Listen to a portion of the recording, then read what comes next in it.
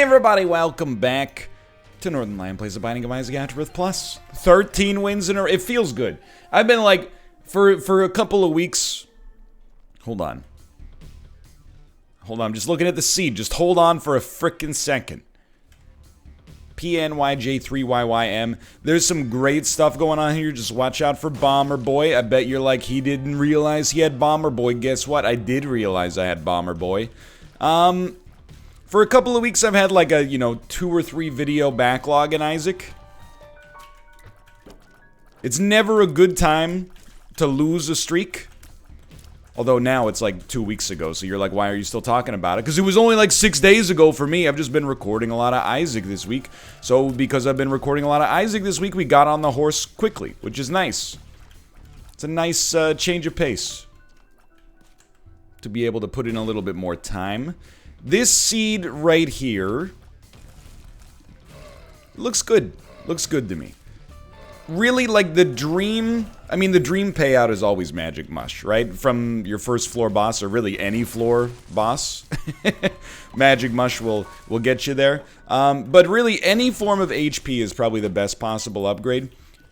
Everything else is pretty great, honestly. We even have a great trinket. Our damage stat is really good. Spacebar item is okay. Maybe even a little bit better than okay. Bomber Boy is a very strong kind of like utility item. So I think everything's pretty much going according to plan here. Except for the lack of red hearts. If we could just get like 1 red heart capacity... Oh baby, we're gonna be off to the races. Judas' Shadow. I really think if we were having a list, if we were making a list and checking it twice to see which trinkets were most overrated, there's got to be a rhyme there. I can't think. It's too early. It's 9:40 a.m. Not really early in the cosmic sense. But too early for me to be coming up with song parodies. I think that the improvisational area of my brain only really starts to activate around 1 p.m. That's really when... Which is not good, because, if you were ever to move to a career in improv, what are you going to do? You're going to start offering community theater shows at 1 p.m.? Everybody's still in work. At work. In work is kind of... We don't say it like that. Maybe if you worked in virtual reality. Anyway, we're spiraling here. Just give me a second. What do you got for me? I'm gonna try a bomb. I do... It's tough. No, it's not. Because I was gonna say originally, like, I don't want to ruin our chances to get an arcade. But I really don't care. I think you buy a Spirit Heart... And I do think you take the chance, because we're in a pretty good spot. I think you take the chance to come in here. And I'm actually pretty happy with this. It might screw up our deal with the devil chance. Hopefully it won't. When I say that, all I mean is we could pretty easily not get another Spirit Heart on the next floor. But it's most likely... that we probably will. We got money, we got the ability to get to the shop via our keys. We're not quite gonna get to an arcade. We could actually, I guess if you wanted to get super technical, we could have opened that spike chest there, and then Swallowed Penny would have given us enough money to get to the arcade, but again, it's really a question of how much you value the arcade to begin with. Try popping these. By the way, you may hear some hammering in the background on occasion. That's it. Don't sweat it. It's not our domicile, but there is a little bit of construction being done. Ooh, a 1-up. You don't get that too often. You know how it is. People still, inside after 4 months here, start to get a little stir crazy, starting to make birdhouses in their own units. Don't you dare. And I support it. I've long been a proponent that if/when I get to retire... Well, choose to? Get to is kind of a weird way to phrase that. Not that it isn't a privilege, but... I really don't know what I would do with my time. I would like to think that I would maybe take some time to finally become slightly handy, instead of having to, you know, call people over every time the slightest thing goes wrong in my life. Instead, I could be like, hey, I know how to fix the sink. But then I don't know, I might become one of those guys who like calls a plumber, and then when the plumber comes over, I'm like, get out of there, let me do it. Probably not. That doesn't really sound like me. That's a little out of character. Yo, that's so good. All right, so I'm now incredibly comfortable with this run. I think we are sitting pretty. With the 1-up, we don't even need to, well, dude, the stopwatch is so good, though. With the 1-up, we don't even need to worry about the deal with the devil. Like, we could just take, the deal if we wanted. It would have to be pretty good to justify it. We could always go back and buy a spirit heart as well. But my hope is that we can actually, get to... Alright, that was a little spicy. But my hope is that we can get to, enough spirit hearts to have a chance, and maybe... also be able to buy the stopwatch, which I think is mostly great for the stopwatch ability, but also the speed upgrade is nothing to sneeze at.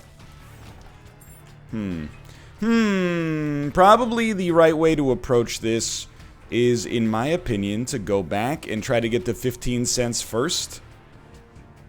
That's my 2 cents. And look at me, I'm not even annoyed that data miner was our item. It's a pretty good sign that you got a pretty good run. When you get data miner and you're not even perturbed. Because we've already got our own personal 5 out of 10 spacebar item. We don't need to take data miner, which is one of the only items that's ever made me motion sick in a 2D video game. Okay, and again, we should probably not take those, but it's the principle, sweetheart. I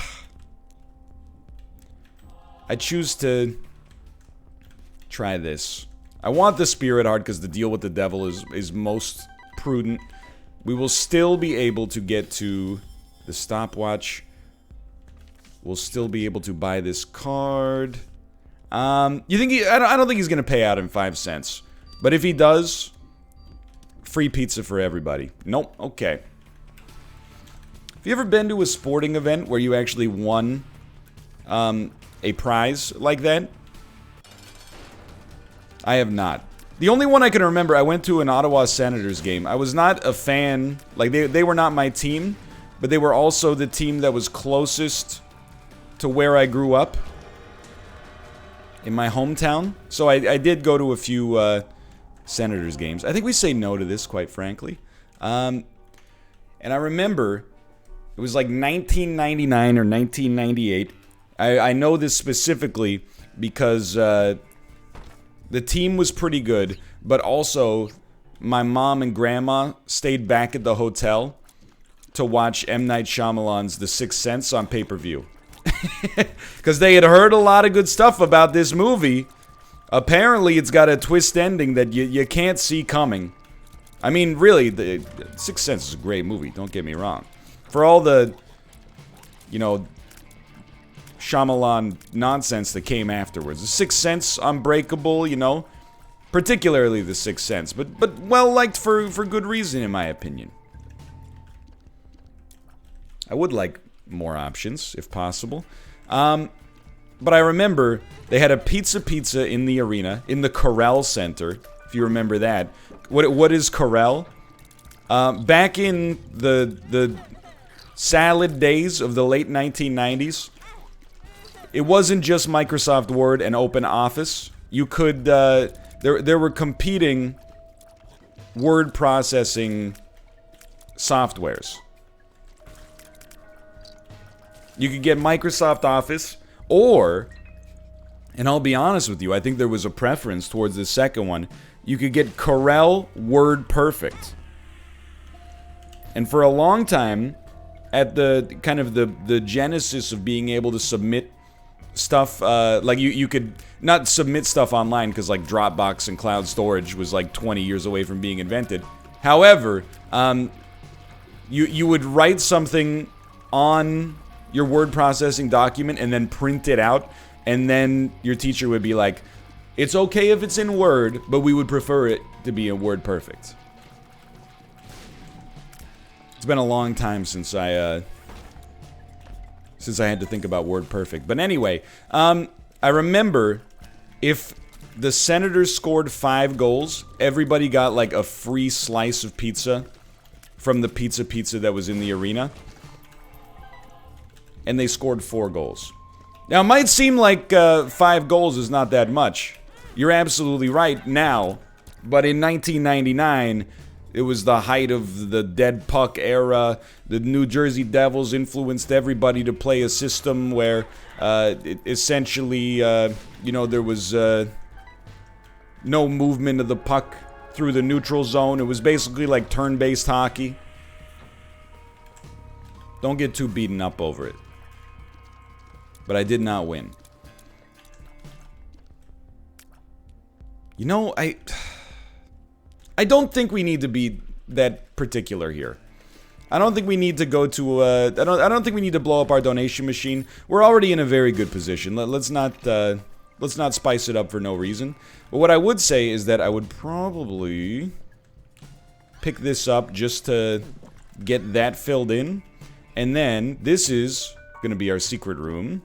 And that's going to be magic mush, like I told you. Also, always wonder, like, you know, it seems amazing at first. You're like, okay, so everybody in this whole arena, there's like 17 or 20,000 people, are gonna get a free slice of pizza from Pizza. That's like thousands of dollars in promo. But then I think when you really think about it, because they only give it out after the game to begin with, I wonder what percentage of people would just be like, I'm just gonna go home and beat the traffic. Because the game's already ending. It's like, you know, 9:15 p.m. on a Thursday. You're like, do you really want to wait in line for 20 minutes just to get a free slice of pizza? As a child, I would have said yes, and it would have been like the greatest. I'm going to take this, by the way. We're going to get spicy. It would have been like the greatest moment of my life. I would have cherished it forever. So, like, if I, you know, brought my child to the game and they're like, let's wait for the pizza, I'd be like, of course we're going to wait for the pizza. We want it. It's free. However, if it was just me, I would be like, are you kidding me? What is a slice of pizza from Pizza? What's that worth? Negative 82 cents? No, thank you. I'm not trying to take down a good Canadian business. Pizza is particularly in Ontario, at least east of British Columbia, is a ubiquitous and somewhat well-liked pizza chain. I'm here to tell you, I think that it's basically garbage. I'm sorry. And I've gone through different phases of this throughout my life. We'll stick with this for now. When I was a kid and we'd go to pizza places, I liked it because they had like all sorts of wacky flavors. And you could buy pizza by the slice, which is not necessarily superbly common at Canadian chain pizza businesses. You know, I know like the culture is to buy a slice in New York or something like that, or at a smaller mom and pop pizzeria. But normally in, you know, Domino's, Pizza Hut, etc., obviously you're not going in there and being like, hey, give me a slice of meat lovers. You're ordering, you know, the whole pan. But you can get flavors, you know, like bacon cheeseburger and stuff like that. And then they also added like chicken nuggets and stuff to the menu. As I got older, there's something, and if you're not from Canada, if you've never eaten at a pizza, I apologize because this bit is going to be like a little bit, it's a Canadian bit, right? But I like a thin crust pizza, but the pizza crust is actually like just a cracker. It's legitimately like, it's served, it's tomato sauce, pepperoni, maybe a few vegetables and some cheese served on top of like a Kanaka broad. a thin flatbread cracker that, like, when you bite into pizza, it's all like, you know, maybe a little bit crispy on the bottom, but otherwise it's like warm and it's salty and delicious. Ha ha ha ha ha. We're better than this, okay? We don't need to resort to these. That's not a double entendre. These are just words. You got to spend less time online, anyway, or watching The Office. Oh, we're cruising, dude. We're cruising. But when you bite into a pizza, it makes the same sound as like it makes in a commercial when somebody eats a handful of Doritos. It's like a audio engineered crunch that is like a Foley engineer in the background ripping open a whole head of lettuce with their bare hands. We could have made that. Let me do that simile a little bit better because I think it's gonna have more flavor. It's like a Foley artist in the background is ripping a whole head of iceberg lettuce in half with their bare hands. Sorry, we need to work on our cadence there. We're gonna send that back to. I'm gonna go back to the writers and I'm gonna say, hey guys, that joke in the Isaac episode. I know you worked on that one for a while. It's almost there. Just something about we need it to be more punchy. We need it to be more punchy. Anyway. I mean, if we're... I'm going off. Can I tell you, if we're making this a Canadian chain restaurants episode, we might have to have a whole season about Canadian restaurants. I did take not much flack, I do want to say, but I took a little bit of flack for my opinions about Tim Hortons. I will say I felt like I couched my opinions of Tim Hortons in the caveat that if you live in a rural area or a smaller town, or, you know, and I'm not even saying like, oh, you have worse taste, so of course you like Tim Hortons. You just have less options, so I can understand when your choices are, you know, Tom's gas station, which is just, you know, microwaving the septic tank runoff, and then serving it as coffee, and you got Tim Hortons, you're gonna go to Tim Hortons. There's nothing wrong with that. However, you know, if you live in a place where you got options and you go to Tim Hortons, I do start to get a little bit, I start to question your judgment, which is, you know, you don't have to explain yourself to me necessarily, I'm just saying. But then I had the perfect situation, and sometimes when we're talking about people on the NLSS, we'll be like, hey, you remember this person? What have they done lately? And then 2 days later they die. And it's obviously sad because they're dead, but it's also scary because you're like, oh my god, what did we do? You know, nobody has thought about this person publicly in like 3 or 4 years. We mentioned them once, and then two days later we're reading their obituary. But I had like the exact opposite situation where I was like, you know, I think Tim Hortons is, you know, I don't want to say unfairly. They, in my opinion, don't deserve to be such a part of the Canadian culinary identity. And I took a little bit of flack, and then like a day later, Canadian courts were like, hey, we're investigating the Tim Hortons app for spying on your geolocation data when it shouldn't have permission to do so. And I went, well, who's on the right side of history now? Completely by accident. But as far as Canadian chain restaurants go, and I hope that if you live in another part of the world, particularly in the US, you'll find this anecdotally amusing because of the names of our restaurants. I know that it's one of the reasons Daniel likes hearing Canadian bits. As far as Canadian chain restaurants go, there are some I have a soft spot for. We have a fast food restaurant called Harvey's, where, honestly, they were kind of innovative, at least in the Canadian space, because the way that you dress your burgers and your chicken sandwiches was the way that you do it at Subway. Which is really kind of like, there were no other burger chains really doing that at the time, where like after the burger comes off the grill, they have someone that works there be like, you know, they go up to basically like a salad bar of ingredients and be like, what do you want? And you go, oh, like 2 squirts of mustard and a couple of pickles, and then like, you know, all the broken glass. They don't serve broken glass. Anyway, I haven't eaten at a Harvey's in at least 12 years. I'm being very specific. I stopped going to Harvey's when they had a promotion called Frings, which was, you know, hey, are you tired of being constantly forced to choose in the false dilemma between fries and onion rings? We'll give you a little bit of both. I didn't stop going because of the Frings, though it did offend me on a deep human level. I just, you know, coincidentally moved away from where the closest Harvey's was to me, and have not found an opportunity to go back since. I heard that they are not as good now, but anecdotally I can't say for certain. But I got a soft spot for Harvey's to some extent. We have some chains though that I do not think are very good. I'm just gonna say it, okay? No, we're not going in there. Are you insane? The shop, yes, but this, no. Like, for example, I know that it is not common, or, what's the word I'm looking for? I don't want to say it's trendy to hate on Subway, because that's not really what I'm going for. All I mean is, there are better sandwich options. The competitive advantage that Subway has right now is that there's, you know, 44,000 of them across North America, right? So you can always get one, and you know what you're getting. We don't have a lot of other options over here yet as far as, like, you know, deli-style sandwiches, so we're still a slave to the Subway grind. I was hoping we'd maybe get a little more. You know what? I'm going to donate to the donation machine. Yikes. But, hold on. This cat is losing his mind out here.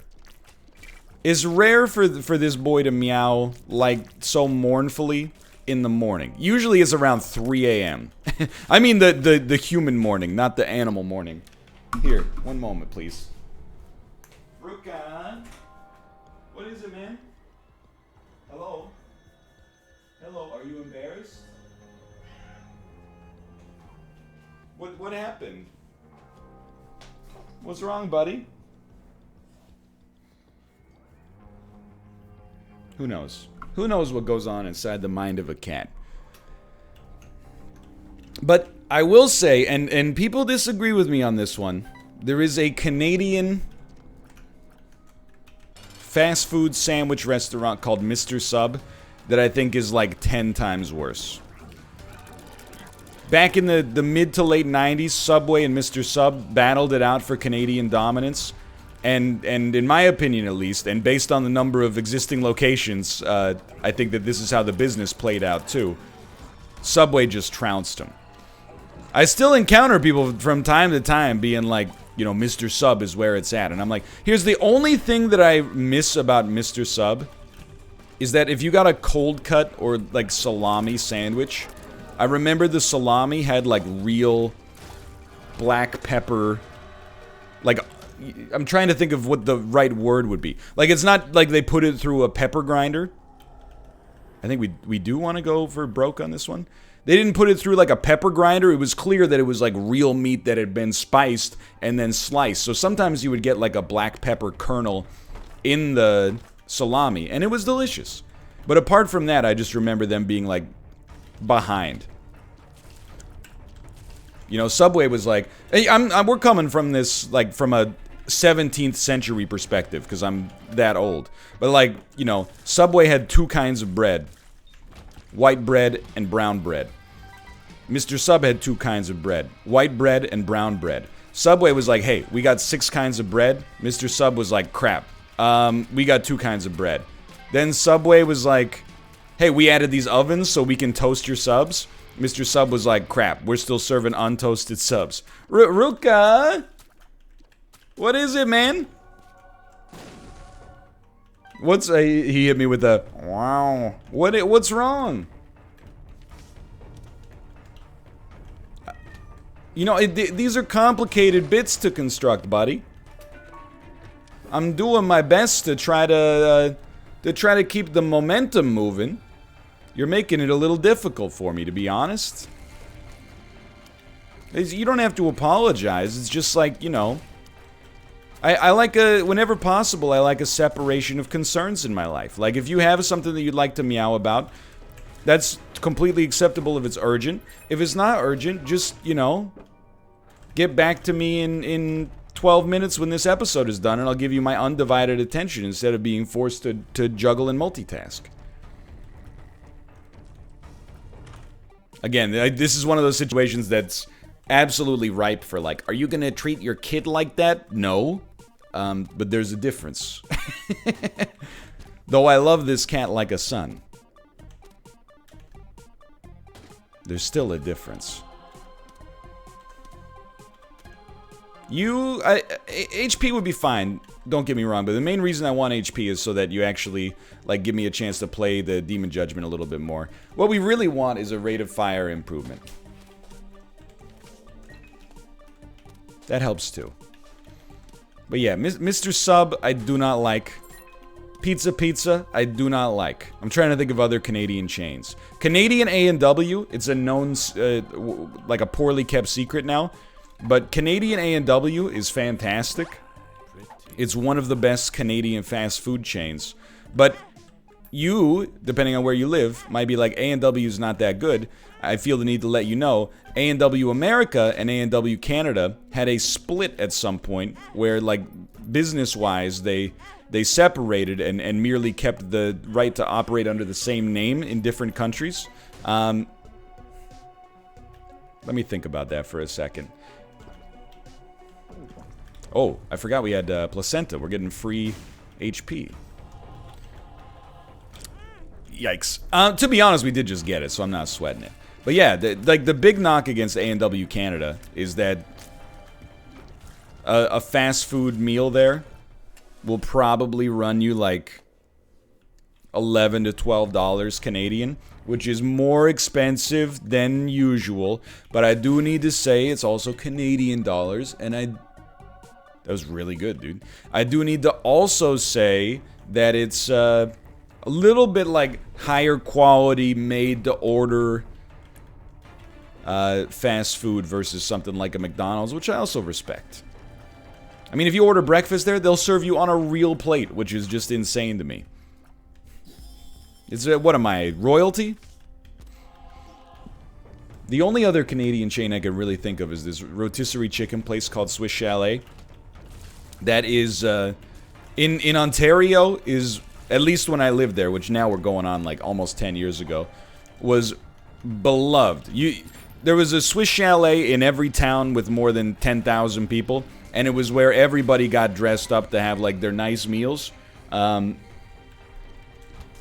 British Columbia, it is so disrespected. I believe there was one in Vancouver, and sometimes we would walk by it, but it closed down like 7 or 8 years ago. Well, maybe like 4 or 5 years ago, but we would walk by it. In my hometown, Swiss Chalet was always like packed to the brim. You would have to wait at the front of the restaurant for like half an hour to get a table for 4. Despite it being like a chain, sort of fast casual restaurant. This Swiss Chalet, I never saw anybody in it except like what appeared to be traveling Ontarians drinking a single beer while watching sports. It was just like, it's a different sort of culture here. But anyway, that's my bit on Canadian fast food restaurants. Feel free to disagree. That's the spirit of the free market, is that we can disagree on this stuff, and you can keep going to Tim Hortons if you want. It doesn't really bother me. It just annoys me when I see their ads on television that is like, what's more Canadian than drinking a coffee from our business? And I'm like, I don't know. Anything that a Canadian does, by definition. But we don't need to get into that. A lot of people are... Gotta have my Tims.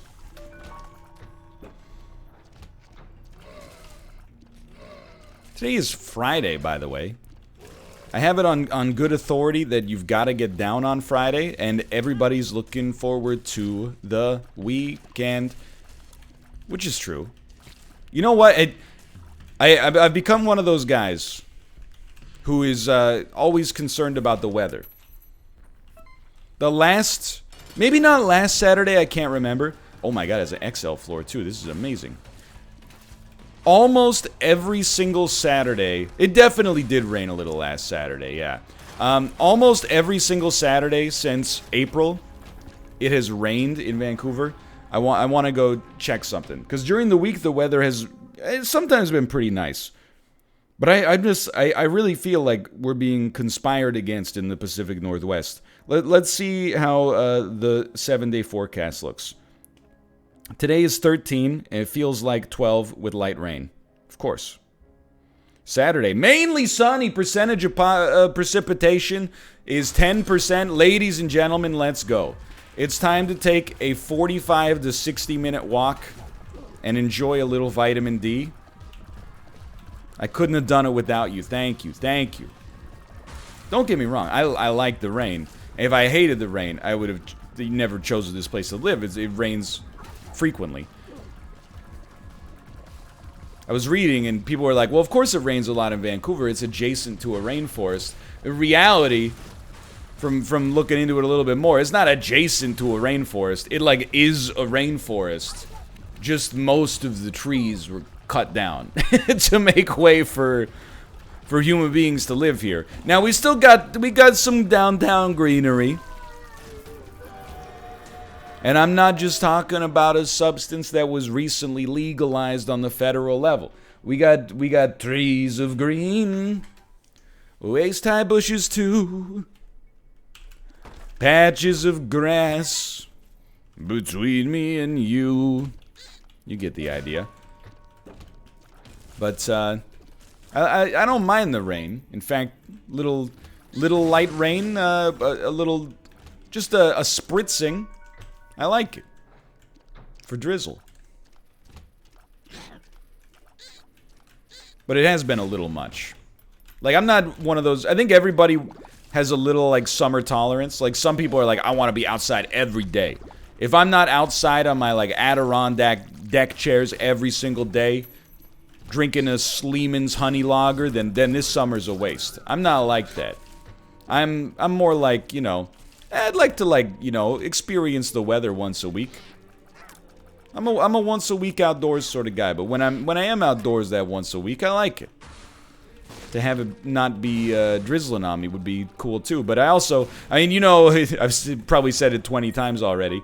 I think that it's actually fairly sensible and maybe even preferable. Not that this is how the causal relationship works at all. I have taken a stats class. But, you know, we got quarantine. So maybe it's okay that the weather's kind of bad, because we're not supposed to go outside that much anyway. And, you know, Kate's also 6 months pregnant. So our, you know, ability and desire to do things outside, it varies. Most of the time it's pretty normal, but sometimes it's like, I'm a little tired, which is completely fair. So, you know, why not stack up all of the outside dampening stuff simultaneously? And, like, that is how I've been getting myself through it and making myself feel better. But then the logician inside of me is like, well, it could just be rainy next year as well. But then the inner optimist is like, yeah, but on the bright side, even if it's rainy, that means, you know, the wildfire risk in British Columbia, which is, you know, every other year, like, you know, odd-numbered years or whatever, has been super bad. And, you know, really compromised not only, like, air quality, but also, you know, you're just like, my province is on fire. That sucks. So, you know, it's all trade-offs. It's all positives and negatives. You know, every decision for something is a decision against something else. Yeah, that's right. I'm fighting Mega Satan. You got a problem? We got to add some Zane back into the system. Gray skies are gonna clear up, put on a happy face. We're rolling back prices all over the place. By the way, I had on Thursday's show, I said that I had 3 songs stuck in my head over and over. And I named 2 of them. I couldn't think of the third one. I remembered it this morning when I had the concern that perhaps my brain is fully, you know, melting down. The 3 songs I've had stuck in my head for the past 2 weeks are Yodel Kid in Walmart. Lord, I don't know what to do. All I do is sit and cry. Oh, Lord, that last gone dead. She said goodbye. You know, she do me, she do you. She got the kind of... So that, like, that's been just absolutely ravaging my cerebral cortex. And then, you know, a close second is Eiffel 65's My Console, which is like track 8 off of the album that had Blue Dabba Dee Dabba Die on it. And it's potentially one of the worst songs ever written. You're going to think that this, if you've never heard of this before, you're going to think it's fake. But I assure you, you can look it up. It's a song about the Sony PlayStation 1, where it just goes like Playstatation, and then the verses are just them listing games that have come out for the PlayStation, like some kind of weird race sype fever dream. Tekken 3, Metal Gear Solid, Omega Boost, Bloody Roar, and then This one always got me. X-Files. I know there's an X-Files game, but come on. All over the world. Come on. Ridge Racer. Odd World. Like, it's just horrible, but it's been locked in a deep part of my brain, apparently. And then the third one, which is by far the best, is Steely Dan's Deacon Blues off of their 10 out of 10 album, Asia. Amazing song. However, I have like a home remix version that my brain made up for me, where during the chorus, they go, "They got a name for the winners in the world," and then for whatever reason, Luigi's voice comes in going, "Oh yeah, I want a name when I lose," and I just can't. They call Alabama the Crimson Tide. Like that's what, and that's why I'm concerned about my cerebral health right now. I don't think any normal human being should have that suite of weird earworms going through their head simultaneously. It's kind of driving me insane, because I don't know which one is the most preferable. I feel like Yodel Kid is the one that's closest to like allowing me to operate under the veil of some certain degree of normalcy. I don't know why the Deacon Blues one is so hilarious to me. I get like a remix that changes only one very small thing is kind of innately humorous. I can't be hit. I perfectly multiplied the matrices together here to figure out where we needed to stand, and look at that. Nice little expedited Isaac run today. Hope you enjoyed it. If you did, click the like button. Helps out a great deal. Of course, subscribe if you want to see more in the future. But for now, thanks for watching. And we'll see you next time. See ya.